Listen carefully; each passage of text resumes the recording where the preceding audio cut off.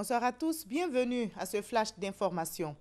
Les dirigeants de la planète sont actuellement réunis à New York, aux États-Unis, pour la 71e Assemblée générale de l'ONU. Le président ivoirien prend part aux travaux qui ont démarré hier.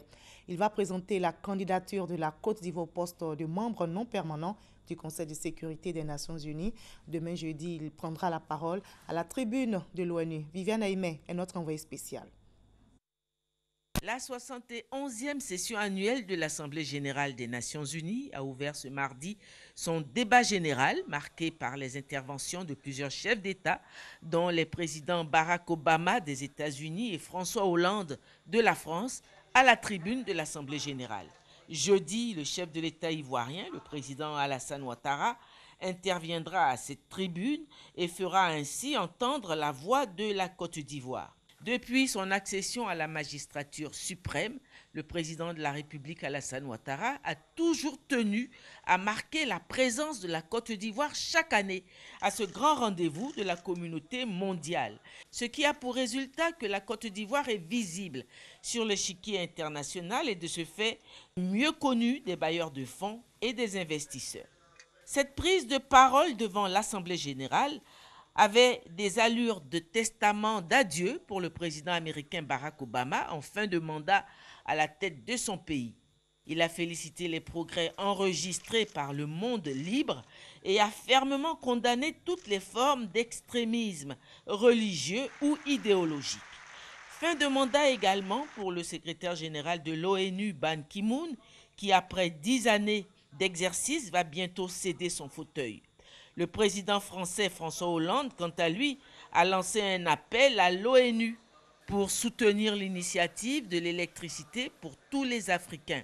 Une initiative lancée par la France et qui bénéficie déjà du soutien de 10 bailleurs de fonds qui se sont engagés à mobiliser 10 milliards d'euros d'ici 2020. Le chef de l'État ivoirien, pour sa part, interviendra jeudi pour présenter au monde sa vision. Ce mardi, en marge de l'Assemblée générale, il a eu une rencontre avec le président de la République portugaise, Marcelo Rebelo de Sousa.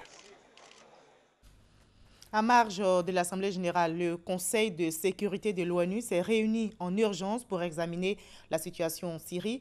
Les ministres des Affaires étrangères des 15 pays membres du Conseil de sécurité veulent trouver une solution à la crise en Syrie où la trêve issue de l'accord russo-américain a volé en éclats. Un convoi a été bombardé il y a quelques heures, faisant 20 morts.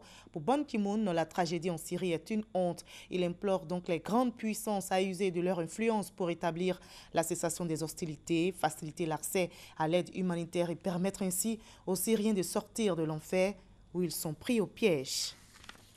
Nous sommes aujourd'hui le 21 septembre, c'est la journée internationale de la paix. À l'occasion de cette journée, l'ONU souhaite un cessez-le-feu général dans les zones de combat.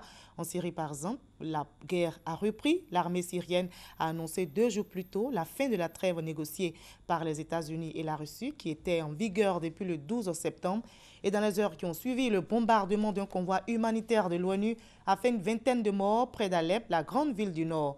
Dans la nuit de mardi à mercredi, les combats les plus intenses se sont déroulés dans les zones qui commandent l'accès à Alep. L'ONU tente donc de trouver une solution et la rencontre se tient en ce moment. Ici en Côte d'Ivoire, les cours de mercredi décidés par le ministère de l'Éducation nationale dans l'enseignement primaire ont été suivis dans l'ensemble. À Abidjan, les élèves et enseignants étaient au rendez-vous dans les classes, mais dans certains établissements, comme à Boaké, la mesure n'a pas été totalement suivie. Nous y reviendrons à 20 h.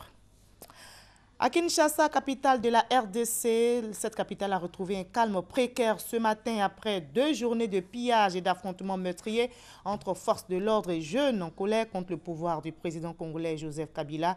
Le dernier bilan de la police nationale fait désormais état de 32 morts. L'opposition congolaise évoque 50 morts.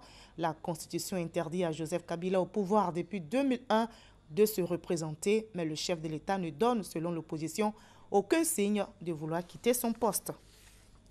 Au Gabon, sachez que dans 3 jours, la Cour constitutionnelle va rendre son verdict sur la validation ou non de la réélection du président Ali Bongo. L'opposition n'a pas eu gain de cause sur sa demande de mettre en place une commission d'experts pour surveiller le recomptage des procès-verbaux du Haut-Ogooué, la province où Ali Bongo a obtenu 95% des voix. Alors que l'Union africaine se dit prête à envoyer une équipe d'experts sur place, la Cour constitutionnelle refuse cette mission. Il n'y aura pas de recomptage des procès-verbaux, mais un contrôle de leur régularité, a déclaré donc aujourd'hui même l'institution gabonaise.